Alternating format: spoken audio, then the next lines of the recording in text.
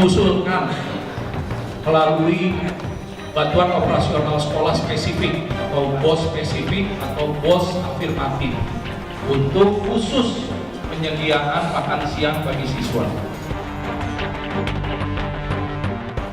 Usul sumber dana makan gratis dari dana BOS membuat Menteri Pendidikan, Kebudayaan, Riset, dan Teknologi jadi bulan-bulanan. Fraksi PDI Perjuangan di Komisi 10 DPR menganggap usulan dana BOS untuk pembiayaan program makan siang gratis sangat tidak tepat. Entahlah apakah itu mau dibiayai semua 70 juta siswa itu untuk makan siang sekaligus atau mau bertahap, tapi pasti anggarannya akan lebih besar dari dana BOS. Dana BOS sekarang 52, sekian triliun. Sementara anggaran makan siang gratis itu pasti akan lebih besar gitu. Nah, dari mana mau diambil anggaran? Apakah mau diambil dari dana BOS? Kalau diambil dari dana BOS ya nanti ya anak-anak cukup datang ke sekolah, makan siang, terus kemudian pulang lagi gitu. Karena semua biaya operasional untuk pendidikan semua diambil untuk makan siang gratis. Sedangkan fraksi Partai Keadilan Sejahtera di Komisi 10 DPR berpendapat sudah tidak ada ruang untuk membahas pembiayaan dana BOS untuk program makan siang gratis. Menurut fraksi PKS di Komisi 10 DPR, selain anggaran sudah ditetapkan, dana BOS yang terbatas itu ditujukan untuk membantu gaji guru honorer dan memperbaiki infrastruktur sekolah.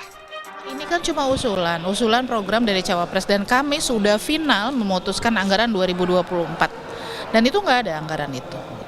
Dana BOS mau diambil katanya, kata salah satu menteri yang masih existing pada saat ini, dana BOS itu SD saja, itu 900.000 per tahun, per siswa SD. Itu diperlukan untuk honor guru honorer, terus kemudian juga untuk perbaikan-perbaikan minor, sarana prasarana, buku, fasilitas, operasional, listrik, segala macam. Sementara kalau makan siang gratis itu kalau di total tuh kira-kira sekitar 3,6 juta. Ini dari 900 ke 3. 900 aja udah megap-megap nggak bisa bayar guru honor. Kalau mau ngambil dari situ terus guru honor mau digaji pakai apa? Udah nggak realistis lah ya. Yang udah nggak usah dibahas kalau menurut saya.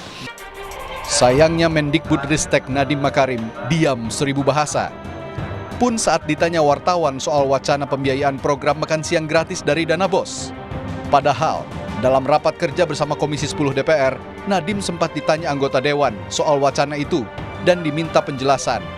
Namun hingga rapat selesai, Nadiem membisu.